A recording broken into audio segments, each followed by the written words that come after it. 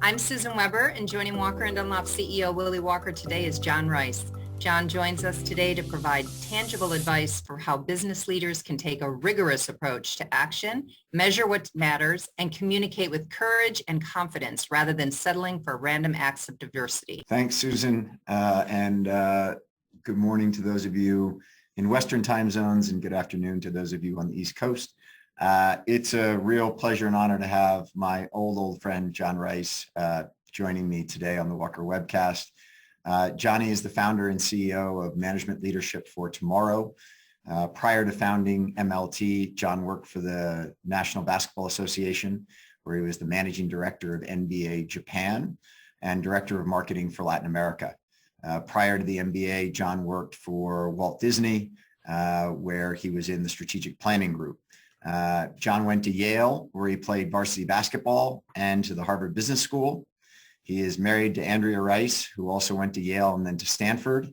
He has a son, Teo, who is playing basketball at Yale, and a daughter, Kiki, who has the women's basketball world on pins and needles as she decides where she will take her #2 college recruit ranking and play next year. Johnny sits on the boards of trustees of Yale University, Open Door, and Walker & Dunlop. So, JR, it's awesome to have you on the webcast again after joining me summer before last. Let's start with it's always a pleasure. Let's start with a quick speed round. Sure. I need one-word answers. Are you ready to go? I can't promise one word, but it'll be tough. tight. You got to go one word. Here we go. All right. So you are Emmett John Rice Jr. Did your parents ever call you Emmett? No. Did you ever win the cup at St. Albans Field Day? Yes. Oh, my son Wyatt did too. He wanted me, if you said no, he said, I got to throw in there, Dad, that I won it. You were a Latin America Studies major at Yale. What was the first country you ever visited in Latin America? Venezuela. Was Section D the best section in the HBS class of 1992?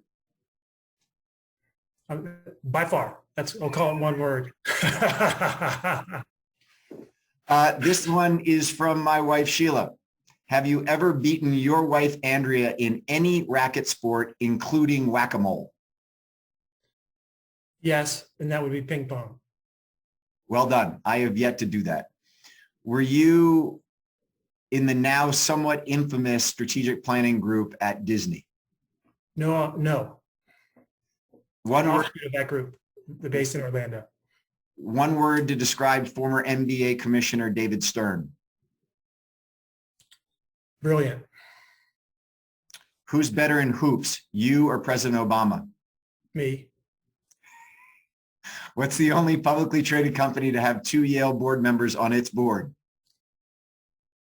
That would be Walker & Dunlop. And last but certainly not least, where is your daughter Kiki going to commit? No comment. I had it here. You can't say no comment. Don't know. That's the truth. I will say she's got 5 great options. She's got it down to 5 schools that we visited. They include Arizona, UCLA, Stanford, UConn, and Duke. And I think we're leaving it to her to make her own decision. We're trying to be good consultants, and I think she's got to figure it out over the next couple of weeks. But they're all fantastic options. I would have, you and I were we're good high school athletes, Willie, and we would have both, I think, probably trade away our families for these types of recruiting options. So I'm letting her enjoy this. She's worked hard for it. We'll see where it goes. It's just fantastic. So, Johnny, in your sister Susan's book, Tough Love, she dedicates the book to your parents, her family, and to you. And in thanks to you, she says, and to my brother Johnny, who has never let me get away with anything. So the question to you is, why are you so good at asking the hard question?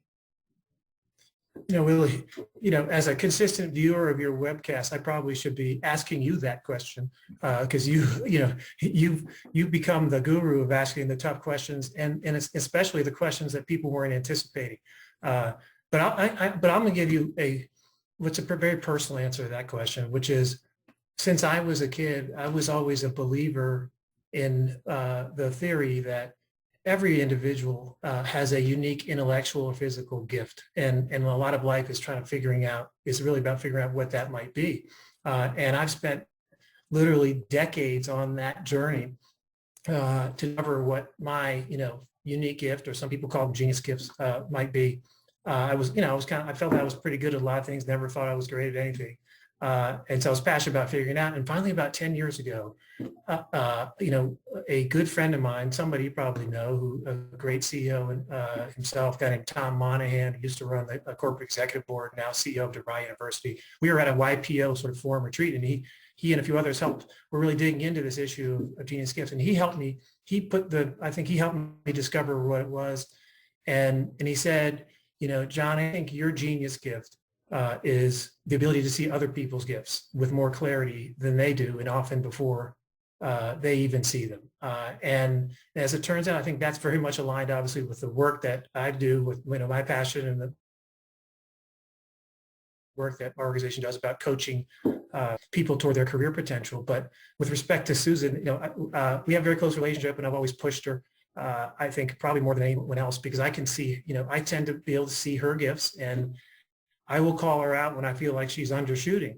And then I think, lastly, in an organizational context, I think, you probably agree that the hardest questions often lie in the intersection of people and strategy, and so if I can read people and see things that others don't, that sometimes enables me to unpack how they approach decisions and push them in ways that others may not be able to.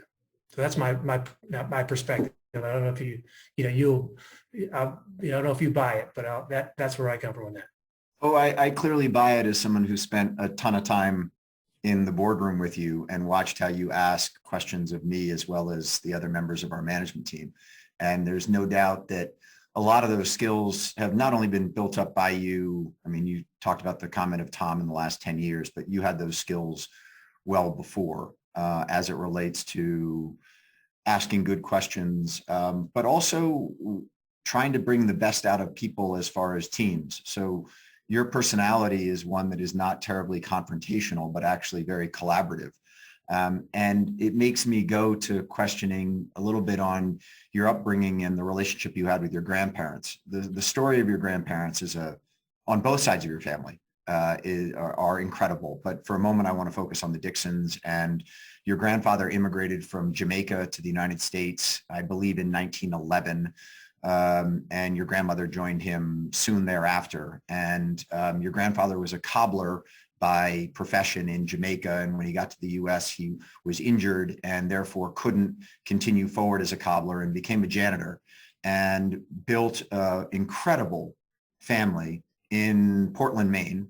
And I believe in the 1930 census, there were 250 Black people in the entire state of Maine. And your grandfather and grandmother, Mary, built an incredible family with 5 kids. And you and Susan used to go up there in the summertime and spend time with them. Talk for a moment about your grandparents and what that was like, spending time with them in Maine, and some life lessons you learned from them.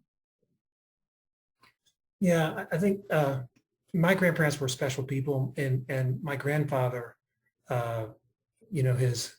he and my father have always been the people in my life that I've admired the most. The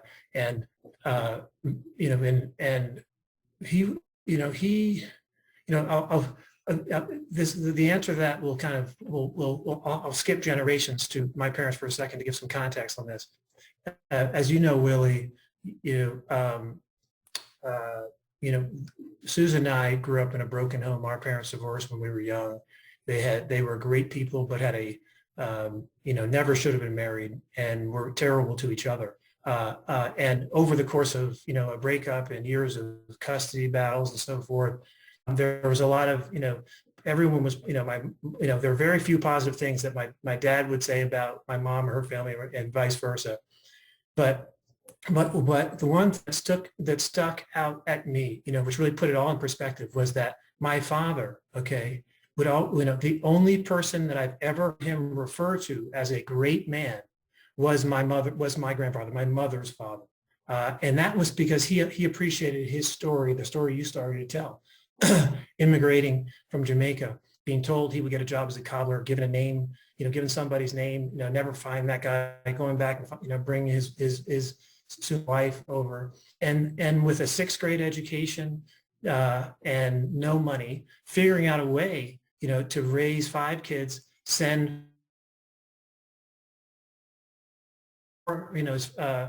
his 4 boys who are older than my mom, the youngest, 4 boys, all to Bowdoin College on full scholarships. And then my mom would have gone to Bowdoin too, but they didn't take women. So, sent her to Radcliffe/Harvard, which wasn't a bad deal for her, on a full scholarship. And they, my grandmother was a domestic worker, and turned out, just, they dedicated everything to, around the what I would call these were people, and on my father's side as well, who really lived set the stage for my parents to achieve the American dream. My grandparents arguably did not fully, but my parents, because of what my grandparents did for them, actually did. And it's a fantastic story on both sides of the family. And my grandfather, when I was 7 years old, taught me how to swim in Sebago Lake in Maine. I'll never forget those moments. And that guy, he died at 93. He was gardening to the day he died. He just happened to slip down the steps base, and he would have, otherwise he would have lived, a good life until he was 100 plus. But it was a story about resilience, and a story about determination, and a story about tough love. That guy didn't play around. Whenever you'd see me talking back to my mom a little bit, he would start to move toward the bathroom and get his razor strap, and threatened to take me outside. So I never took, I never allowed him to go there. But that's what we were all about, and that's what it took, I think, to do what he did and raise the kind of family he did. Never owned a car, but somehow they always found a way to focus on the most important things, and at least present to me, a life that seemed reasonably comfortable. There's something about the long-term view that your grandfather David had and your grandmother Mary had that I just want to probe on for a moment. You just set the stage as it relates to how your grandfather came to the United States and if you will, what his station in life was at that time. The day your uncle Leon was born, your grandfather, who didn't have a lot of means, set up a savings account to send him to college. Now, there aren't a lot of people who are struggling to make ends meet who, when they have their first child, go and set up a savings account thinking forward 18 years that there needs to be money in the bank to send that child to school.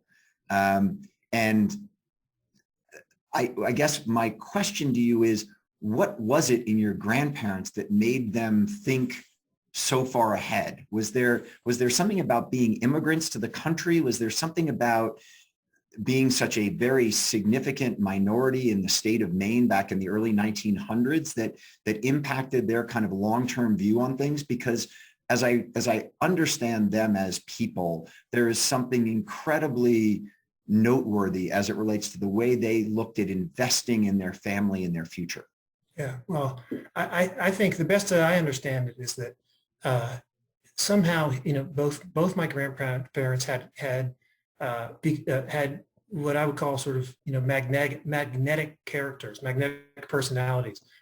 They were incredibly humble, hardworking, bright, and somehow people just wanted to help them and specifically give them advice. So I think my grandfather in particular was just a fantastic, sort of acquirer of great advice. And there was somebody who gave him the advice, to think, about his kids' futures in a very long-term way. And something gave him sort of the gumption to believe he could do it. This is somebody, who, was essentially, when one of my other uncles passed away at age 35, he'd also gone to Bowdoin. I think the federal government gave us, there was a, maybe $10,000, $15,000 that the government gave us, and my grandfather gave that to Bowdoin College and set up a scholarship fund for, for minority students. I mean, unbelievable. And so there's something there. I mean, one of my favorite stories was that, probably well before my mother was even born, but my grandfather, one of his side gigs was tending bar at Bowdoin reunions. Okay, this had to be in the 20s. Okay, maybe and when he was tending bar, he overheard all these alums coming back. They were, obviously, had a few drinks in them, but they were talking loud and they were saying how great an experience this was.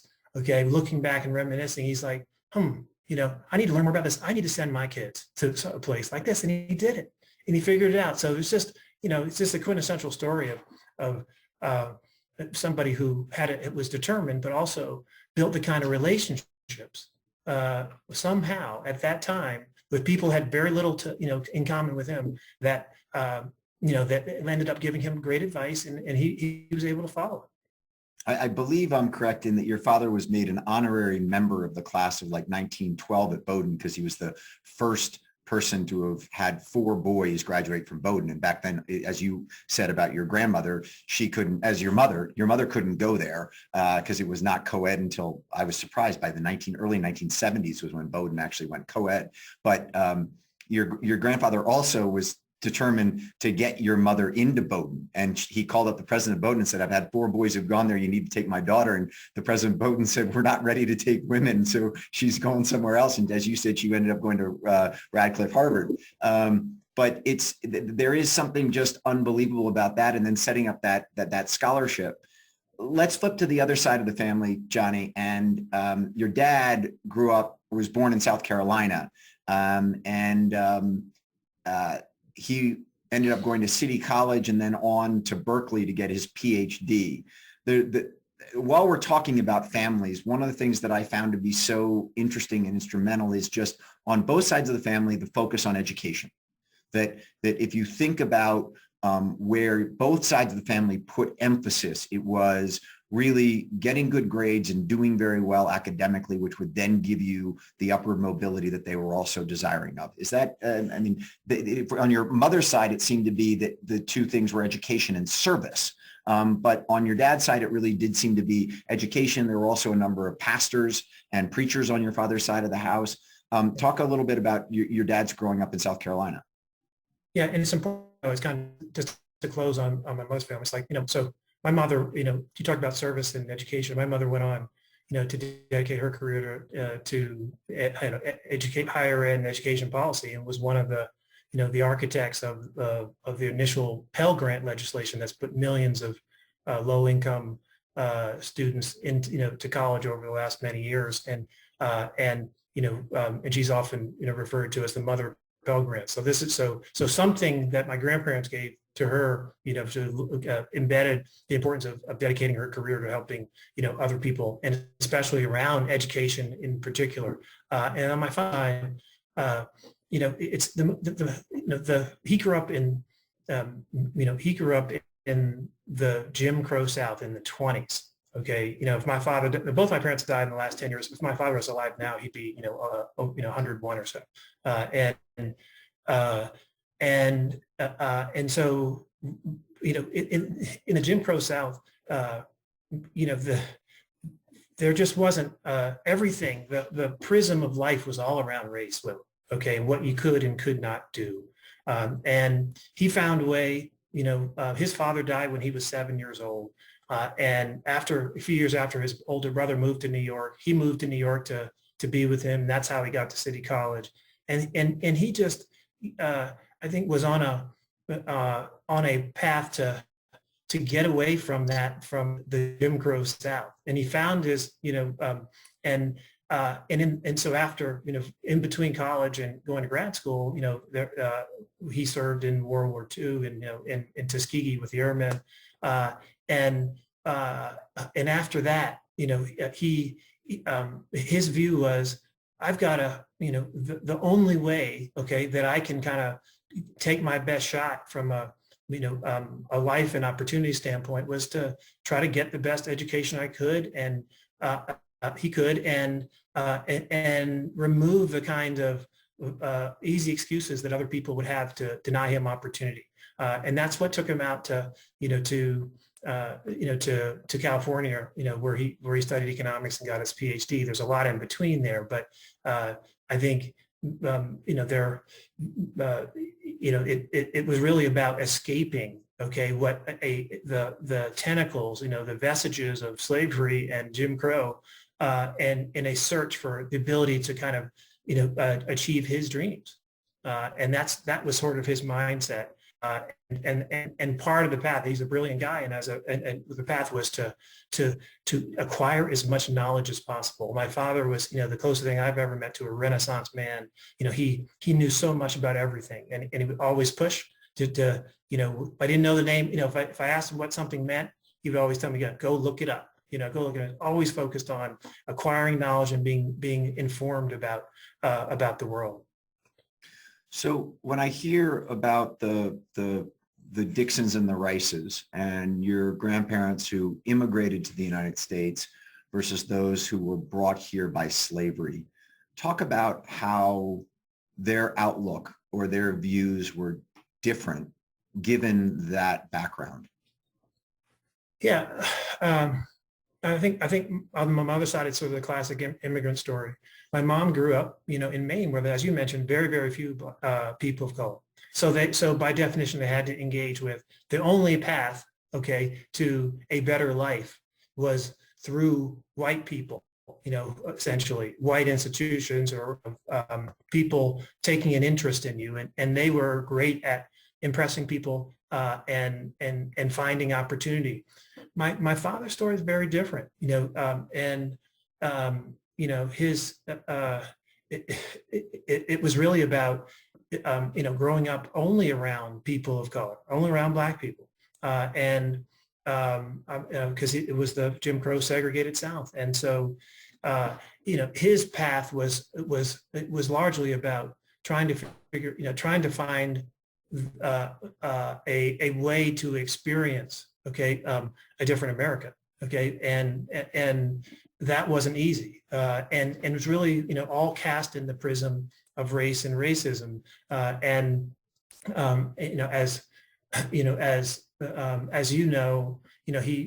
he served down in Tuskegee with the Airmen, and he would tell me the story that, like, after he got out, when the war ended, and there were German POWs who were relocated here to the United States, they would come to where he was, and be able to be served, and accepted in restaurants, hotels, everywhere. And he wouldn't, but he could not be served. And that was just so hard for him to internalize and to process. And I think that's what led him to California, where race was, again, it was obviously important undertone, but at Berkeley, that's where, he felt a level of freedom, to engage more around his intellectual pursuits. And he built some very strong friendships. His best friends in life came from the folks who were studying in graduate school out of Berkeley, and his best years in life were there. And so the last thing I'll say on this one is, while he was studying, getting his PhD at Berkeley, he did I think it was like a Fulbright scholarship. He went over to India for a year. And that was transformational for him, because over in India, what he saw was that this race thing, what he realized was most of the world, does not view race as the determining factor in what your opportunities are. It had India had other things to do with caste and religion and other things. And what he realized that the aha moment for him was that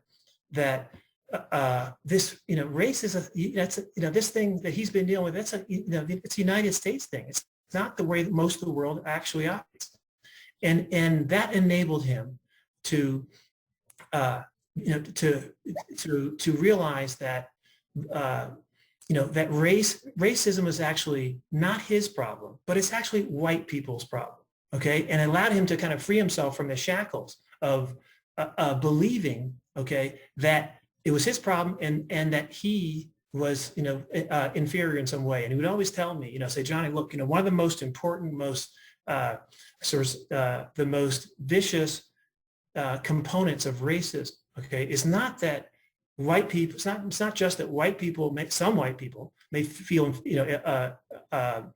feel superior to you. It's actually goes deeper than that. It's, part of the goal is for us to feel inferior to them. And it wasn't until, he got over to India and then came back, he kind of realized that this was all a sham. Okay. And that allowed him to view life a little bit differently going forward.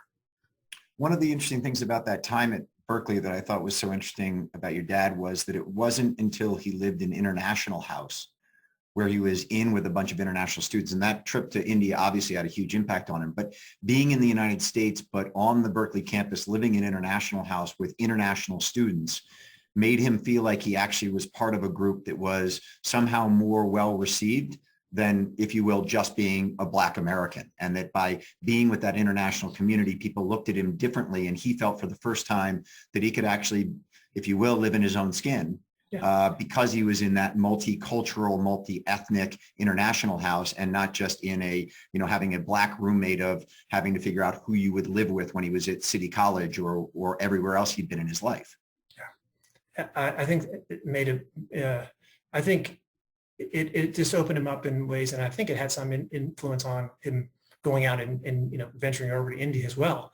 But all that said, there were, he would tell me stories about how he and his friends, they loved jazz, and they were some of the major, jazz bands would come to Berkeley, and sometimes they would get in, to the places they were playing. Sometimes they wouldn't because of him. And when he, finished his PhD, he was looking for a job.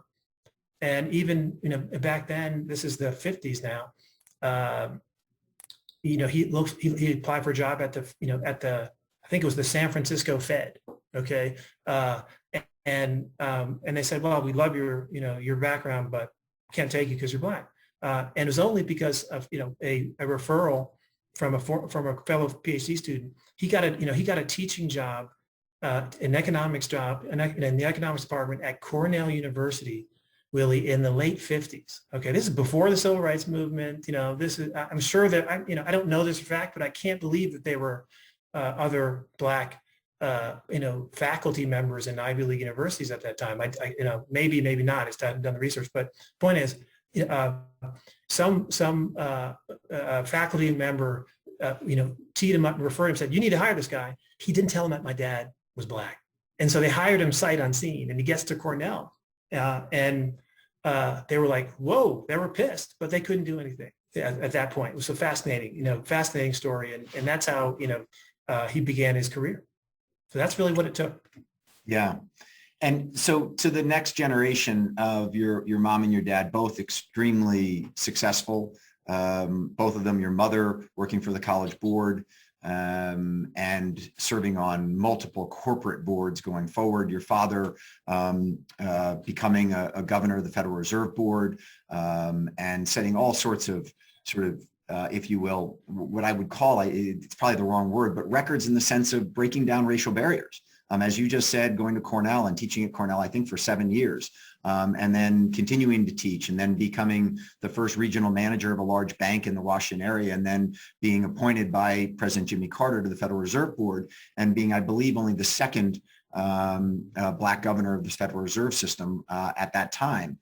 There's a quote from your mom that was, never use race as an excuse or an advantage, just best them all. And your mom and dad clearly lived their professional careers in that. And you and your sister, Susan, have both carried that on throughout your careers. What was it in watching your parents in their professional careers that motivated you the most, John, to study as hard as you did, create the career you've created, and then we'll get to MLT in a moment, but then get off the corporate path, if you will, and go back and become the social entrepreneur that you have become? Yeah, two things. I'll mention it on my mother's side and my father's side. For my mom, you mentioned that quote, never use race as an excuse or an advantage. She was she was fiercely competitive. But the thing, one of her gifts was that, and this had to have something to do with her upbringing in Maine. I don't know what, but she really didn't care what people thought. Okay. And that's how she lived her life. And she didn't have the burdens that my father had, where he was focused on how he was being perceived and what was working against him. And my mom somehow, didn't have that, that constraint in her mind. Okay. Which most people of color do. And the thing that she always, pushed me to do, from the beginning was to, focus on how you can have impact. Right. And I knew, I wasn't the most focused person in terms of like when I was, I think Susan was probably well more focused than I was, in terms of her career aspirations. But I wasn't sure what I wanted to do, but I did know that I wanted to focus my life at some point on impact relative to other people.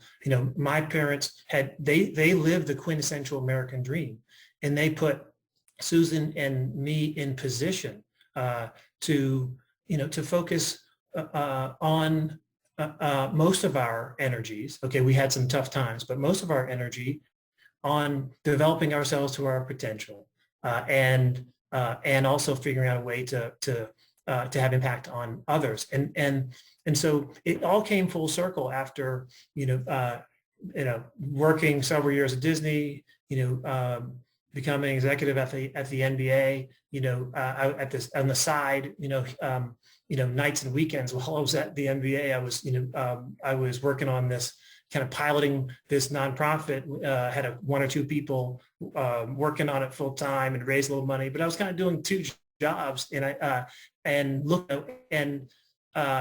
knew after a while, I knew the potential that it could have. And I finally realized that it was, if the potential was really a function of my ability to dedicate myself fully to it. But my mother told me, that, and she always pushed me, and I think this is unique. And we've talked, you may have your own stories about this too, is that, she said, look, Johnny, she gave, she said, if everything fails, if you leave the NBA and you go, dedicate yourself full time, it all fails. If you're, recently married, if your marriage fails, everything fails, right?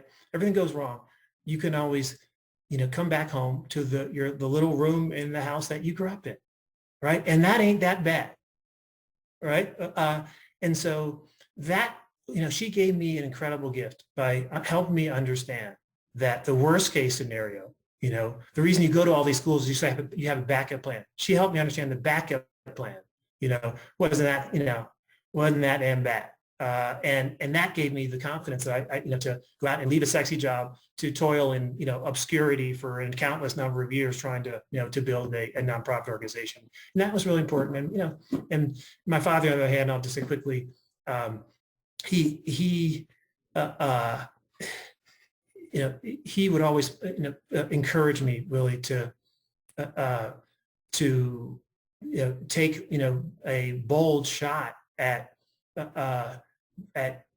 changing the, sort of the circumstance, helping to, some impact on the circumstances that Black and brown people have in this country from an economic standpoint. He was an economist, and he kind of came to the conclusion that the way to move the needle on race and racism, had to include economic levers. He was he was a practical guy, and he finally said, look, he told me, he said, the people aren't going to wake up with a completely different mindset from one day, prior to the one day, in a new day. So what you really have to do is, yes, you have to be the best you can, and you have to demonstrate, that you're competence, but you also have to think about, how do you help people of color, expand, sort of the economic mobility, economic power and influence that ultimately will increase the cost of racist behavior. Okay, not change what people maybe thought, okay, but actually influence their behavior by making it harder for them to take racist actions. And that really stuck with me. And I have to agree, I have to admit that that has had some influence in our theory of change at MLT, what we do. And just ironically, Will, the work that we do, kind of working with from college to from college to throughout one's careers, is really it builds upon my mother's legacy, which was focused on helping low and moderate income students, white and of color, get to college and afford a college education. So it's kind of fallen into, it makes some sense. I can't say at all that it was linear, and I was thinking about it that way. But it's interesting to see how things play, in retrospect, how they connect to each other. It's your story about your mom saying, if you go out and do it on your own, you always can come back here and have a roof over your head and a warm meal. When I was speaking to a group of MLT, I guess they were both a combination of alums and actual MLTers at the time in New York, probably, gosh, John, this must be 5 or 7 years ago. And after I spoke, one of the women in the crowd asked me, how is it that you have been such a successful entrepreneur? And I've never thought of myself much as an entrepreneur, as more of just a business manager and leader, if you will. And it was an interesting question to me. And I kind of paused for a moment, and she said, well, you just told us that you moved to Latin America. You just told us that you launched an airline. Well, you just told us that you moved to London, that you did this, that you did that. You've been very entrepreneurial in your career. How did you have the wherewithal to go do that? And I looked at her and I said, and this is in front of 350 MLTers. And I said, I think the reason I did was because my parents told me that if all hell broke loose and I went to Paraguay and lived in Paraguay or in Argentina or in London and I failed, that I could always come home and I was going to have a roof over my head and I was going to have a hot meal. And what was so interesting for me was I looked out at this group, and some people in the audience sat there and I could tell that they were like, oh, I've got that. And then there were lots of other people who looked at me with this blank stare of sort of, I don't have that option. I don't have the ability to take those kinds of risks because I'm on my own, because I've got to go and I've got to succeed. I've got to make money. I've got student debt. I've got all this other stuff. And obviously I played a little bit into what was going through their mind by giving that response. But it was very interesting to me in the sense that parents giving their kids just that core sense that if you go out and fail, you can always come back home. It's such an amazing gift that both you and I got from our parents.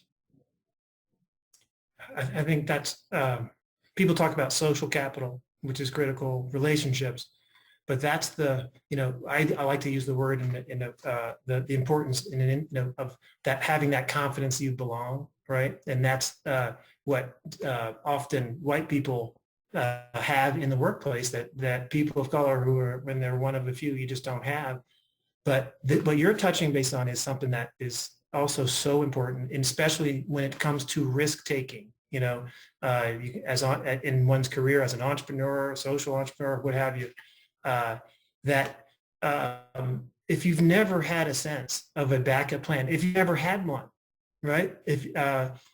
Or I should say, having one, and seeing it be modeled and being told that is transformational, and that's why the kinds of people at MLT that you were speaking to, that's why they should be taking more risk, right? But it's very, if you haven't had that, and most of the students that we work with are low, moderate income students, they've never been told that. And if you tell them that, they will not believe it, okay? Because it's never been modeled. That is a huge obstacle to overcome and should not be underestimated. So real quick, let me give a quick background on MLT so that people who are listening understand what MLT is up to. And then I want to dive into real issues that you're working on today, both well before George Floyd's death and murder, and then subsequent to it, and how things have changed both pre as well as post. So right now you have about 2,500 fellows per year in your program. You've got about 10,000 rising leaders who are alumni of MLT. You've got 200 corporate partners that are companies like Walker and Dunlop and McKinsey and JP Morgan and a bunch of others that both fund MLT and then bring MLTers into their companies, give them work experience, and then they often will go back to graduate school and then potentially come back to them or go on to other organizations. You've got an annual budget of $660 million of revenues and fundraising, and you've got about 200 staff at MLT. So, John, there's no doubt that you and MLT have had a huge impact on this, what I would call cohort of high potential minorities, predominantly Black and Hispanic, and given them mentoring and coaching as they head into the corporate world that will give them the ability to make decisions about whether they want to go back for a graduate degree or continue forward in their career, how to find mentors, how to find resources, and how to feel like they belong and have a membership into something that is the MLT family. Broaden on what I've just said as a quick summary of what MLT does. Yeah, so we focus on advancing racial equity in this country on with two lenses. The one, what you just talked about, which is the individual lens, putting putting more economic mobility, economic influence in the hands of people of color, helping them go from college to that first job, that closes the deal on economic mobility for them and their families. So if you're talking about Pell eligible students, which most of ours are, they're making $50K or below, our folks are 95% of our folks get jobs that average $75K right out of college starting salary. That's immediately game changing. We provide the coaching and the high performance playbook and the social capital, helping advance key thresholds all the way to the senior executive suite. 10,000 total, about 300 or 400 now who are all, are already senior leaders, and our goal is to have over 1,000 senior leaders who are high impact organizations and in their communities. On the other side, institutional side, of our work, you mentioned we work with 200 companies, but the goal here, is to help organizations take a much more rigorous approach to advancing racial equity, to help them widen the road for people of color, help reduce institutional racism, and to help them move the needle on all aspects of DEI. So we have, as you mentioned, we source top talent for 200 organizations. We're campus, lateral, now senior talent. We help organizations retain and advance the talent that they have. Okay, sending their mid-career folks to us. Okay, for that kind of the kind of safe place coaching that you only get when you're a senior executive. Bring that down to the mid levels where people need it around key promotion thresholds. We have a whole advisory. One of the fastest growing aspects of our work is like a whole, essentially a consulting arm, advisory arm, working with organizations in the C-suite that on the how-to strategies and tactics of getting to a critical mass of diverse talent.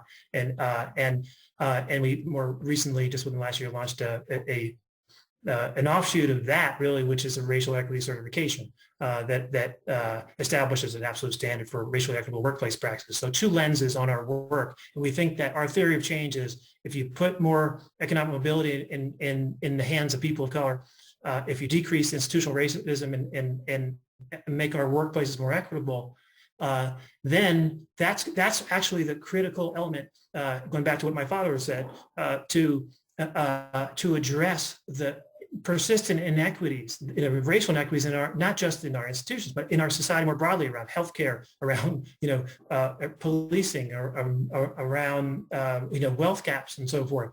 And if you have more, if we have more people of color on the same economic mobility trajectory, if white people are working side by side with people of color in their workplaces, if they see leaders out that are of color outside of sports and entertainment, then that's what actually changes the narrative that white people have about people of color. And that translates into, the white person no longer being scared of the black person walking down the sidewalk in a hoodie coming toward them.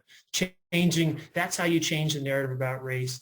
And that's how you also increase the cost of racist behavior. So we're really focused, on advancing more racial equity more broadly, broadly in the United States, but with a very tight focus on the economic lever. And doing so and with the belief that employers are critical, they're the key pathways for all Americans, okay, to achieve the American dream, economic, financial stability and comfort. And so they're, organizations like Walker and Dunlop and so many others are really important. We often view, it's the government's role, or it's the philanthropy sector's role to advance people of color and address racial equity. Well, we believe that employers play a really important role. It's good for business, and it's also good for equity. You wrote an article in The Atlantic entitled "The Difference Between First-Degree Racism and Third-Degree Racism." Give us a synopsis on what you wrote. Yeah. So my thesis was that there are 3 degrees of racism. Okay, and one that more sort of the most obvious one is like kind of overtly prejudiced behavior, calling somebody saying something that's racist. Calling the police on a black bird watcher in New York City, Central Park, that kind of stuff. That's racism in the first degree. Okay. Second one, is sort of, is about, failing to, turning one's back or failing to oppose, turning one's back on meaningful anti-racism efforts. And I call that kind of, again, aiding and abetting, sort of racism in the second degree. It's, a common example of that is just how so many individuals and leaders and institutions demonize Colin Kaepernick, for kneeling to protest racist policing, and they tried to connect him to being disloyal and not patriotic and so forth. Had nothing to do with that until George Floyd's murder. We didn't really fully appreciate and support that. And so, but the third, degree racism, what MLT is really focused on, actually, is I would argue the more pernicious category, because it undergirds the everyday Black experience, not just, for people who are in poverty, and for people who are trying to work their way from poverty to a solid wage job, and it undergirds the Black experience for people who are in high trajectory careers as well. And it's essentially when employers or educational institutions, even government entities, fail to unwind practices that disadvantage people of color in the competition with white people for economic and career mobility. And that's and I think what I call third degree racism, essentially involuntary manslaughter, which is we're not trying to hurt anybody, but we create the conditions where somebody's aspirations, for the future are shattered. And I believe that, eliminating this more nuanced, poorly understood form of racism is the key to expanding economic mobility and power for people of color, and to, unlocking this opportunity around, diversity, equity, inclusion in our institutions. And the last thing on this is that the reason it's this third degree racism is not something that that we're that is something that even the most progressive equity oriented white people are just missing, not for any malicious reasons, but there are just too many poorly informed I would call them, views that actually lead to the kind of, failing to unwind practices that will help people of color compete equally in our institutions and in society. Saying, for example, because people believe that there is no pipeline of diverse talent, then therefore they don't take a rigorous approach to recruiting talent. Or if people, or in too many situations operating, if there is a tension between increasing diversity in an organization and maintaining the excellence-based meritocracy that, so many of our great institutions, that has made many of our great institutions successful. And so it's really that the article is trying to hit on this third degree racism and focused on what do we need to begin to do to unpack it. And the thesis is, first, we have to be well-informed, understand it, diagnose it, and realize that it's addressable, and actually start taking actions that will move the needle, as opposed to the random acts of diversity that aren't really based in a diagnosis of why we are where we are. And here we are 14, 15 months after George Floyd's murder.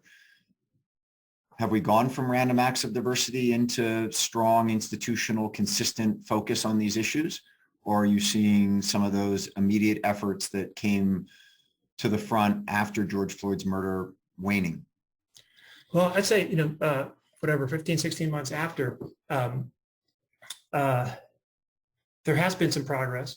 I do see, within our conversations with companies, that the momentum waning a bit. But let me step back and say, that there was a fundamental shift, okay, in the entire dialogue around race in our institutions, and in particular, that happened. And as you know, after George Floyd's murder, so many organizations put out very strong and compelling statements standing against racism in our communities and in our organizations in all forms. And it was actually the response, okay, that people of color and so many of our institutions had to those statements, well-intentioned, powerful statements, that actually has led to the very forward-leaning kind of actions and a higher level of rigor and discipline and urgency around moving the needle on racial equity. What happened was, people of color stood up and said, "Hey, we appreciate those statements. Okay, but our lived experience within our organization actually is fundamentally inconsistent with what we're saying externally in our values relative to race." And that was an aha moment for CEOs and senior executives, where they went, they realized that what they had thought, okay, was a little different than was actually playing out. Meaning that they realized that if there's racism inside our organizations, okay, people feel that, then and we're actually saying we stand against racism, then if leadership doesn't move the needle on racial equity within our organizations, then we're standing on the wrong side of race, and then we can legitimately be called racist, and so that's unacceptable. That elevates it to an enterprise risk level, and that's where you saw a lot of movement. And so what I've been very excited about, Willie, is a level of urgency and around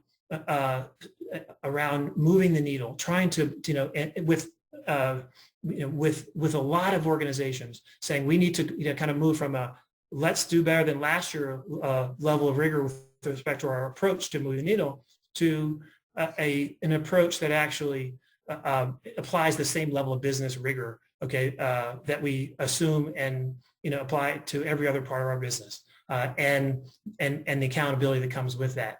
The challenge there is that there are too many companies that right now, and too many leaders that actually still believe, that if this is a moral equity issue, this is about the right thing to do, okay, as opposed to taking a business equity mindset, which is let's understand why we are where we are, why our own staff and their white colleagues raise those issues around the lived experience. Let's figure out what we need to do to move the needle, and let's approach it with the same level of kind of strategic and tactical rigor that we do everything else. And we've tried to at MLT really tried to help to catalyze a flight to rigor, both with our advisory work that we do one-off with organizations on like any other consulting firm, but also with a racial equity certification that we launched about a year ago called Black Equity at Work, which will be adding Latinx equity work down the road, actually next year. But the point is, that this is the point around Black Equity at Work, which we can dive into if you like, is really to establish for the first time, an absolute standard for what good looks like with respect to racially equitable workplaces, akin to the LEED standard, in the environmental sustainability space. And it's really about trying to move the space from, a low, a kind of good intentions, but a lack of rigor to a comprehensive approach to move the needle, holding ourselves accountable in the process. And one of the things that we feel was really important, given where the world, where leaders and organizations are, they're struggling to figure out what to do, how to do. And so we said, essentially, let's create an on-ramp that every organization, okay, regardless of where you are in the journey, okay, whether you have zero diversity or you're making a lot of progress, create an on-ramp for every organization, which is, to developing a rigorous plan. Okay, and we would help them with that plan, but that plan would be approved based on rigor alone, not where you are, and then giving organizations 3 years to make progress against that plan toward a level of certification built around a rubric that we designed in conjunction with the Boston Consulting Group and a number of other firms that really cuts across people, purchasing, suppliers, so forth, and philanthropy. So very comprehensive rubric, but really focused really on providing that support and calling organizations in, not calling them out, supporting their approach, and scores are confidential, collaboration, bring our insights so that they can actually move the needle, okay, in a comprehensive way. So as you and I've discussed before, I think what you just said is so fundamentally important to this issue of calling organizations in rather than calling organizations out. I think that, as you and I have discussed previously, issues of race are so sensitive, they are so charged, that there is a sense that those who have momentum towards it or are having progress or have been focusing on these issues pre-George Floyd, this has been a great opportunity for companies to lean in on it. And if you're like Walker and Dunlop that have been working on these issues ahead of George Floyd, we just did more and we leaned in more and we created more specific plans and we've been running with it. But if I want you to talk about that, Willy, not to interrupt you. I do want you to talk about it. I mean, the context here is, I'm sorry, go ahead. No, go ahead.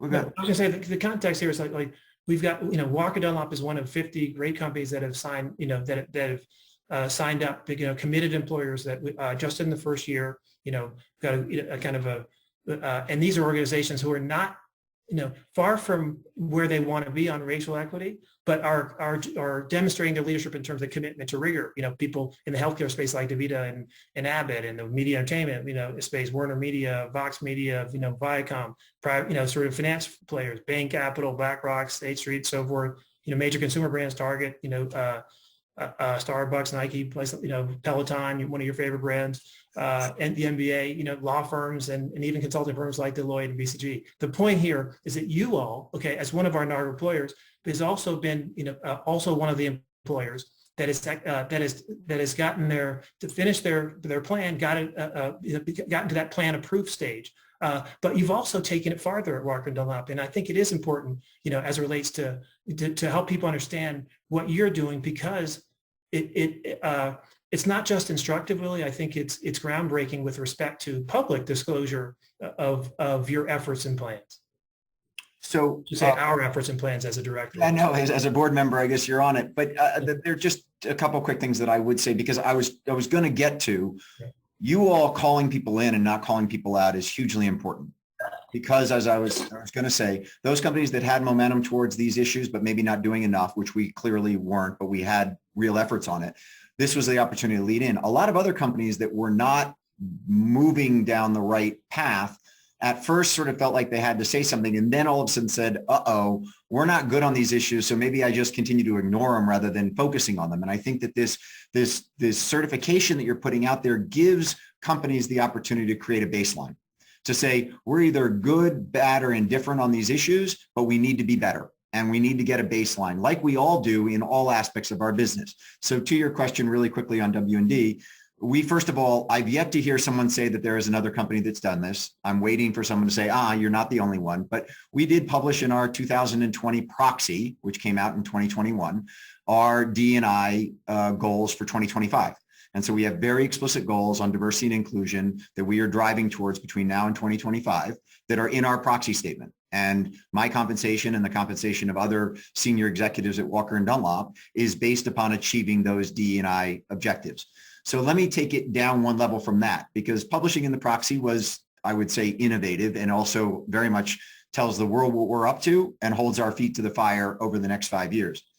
But we hired 220 people at Walker & Dunlop during the pandemic, 220 people from March of 2020 to March of 2021. And I sat down with our head of HR and looked at the stats on what we were doing from a diversity standpoint, and we failed. So here we were putting in our proxy statement, this is where we got to go. But from our hiring of 220 people, we did not meet the gender or ethnic diversity, racial diversity issues that we wanted. And so what we then said was, hold on a second, how do we measure financial results? Well, we do a monthly financial review. We do a quarterly financial review. We also have KPIs from an operational standpoint that we always look at in that financial review. And so now a third element of our monthly finance review and operational review is a diversity and inclusion review. And so now when we just got done with our review of our September numbers, we go finance, we go ops, and then we go diversity and inclusion. And so we're reporting out on a monthly basis of what we're doing from a hiring standpoint to meet those 2025 goals. And it's interesting because I've had plenty of white males at Walker & Dunlop come up to me and say, is there opportunity at Walker & Dunlop for white males? And if you think about our top 20 wage earners at Walker & Dunlop, top 20 wage earners, 91% male, so only 9% female, and 94% white, so 6% diverse. And we're trying to drive both of those to 15 and 15 by 2025. And guess what? Every white male who's in our top 20% wants to stay in our top 20%. So we as a company have to do things to invest in women and minorities to give them the opportunity to get into that top cohort. And so unless we're mindful about it, unless we have a big goal that's a 2025 goal, and unless we're doing things daily, monthly, quarterly, yearly, we're never going to get there. And so one of the things that I would just conclude on this, John, is that having you on our board, having the insight that I've gotten from knowing everything you're doing at MLT, having gotten out there and put out some really ambitious goals on this, even with all of that, without tracking it on a monthly basis, we weren't delivering on what we wanted to do. I had everyone in the company, including my board of directors, bought in on this.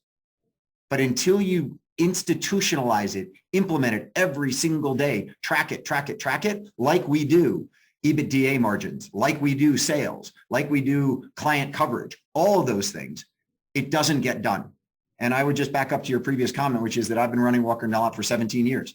These issues have always been important to me. 17 years later, we are not nearly as diverse a company as I would have liked us to have been today. And that's not because I didn't have desire or a good heart in this space. It was because we didn't implement it in building our company like we implemented revenue growth and net income growth. And so now it is part of our business practices. And I have no doubt, we had an ERG meeting a couple of weeks ago, and a number of our minority employees asked Howard Smith, our president, what happens when we don't meet those goals? And Howard looked at him and goes, you haven't been around Walker & Dunlop long enough because we don't establish goals and not meet them. Yeah. And so we'll hit those goals, but it's going to take a lot of work, and it's going to take day-to-day management of it.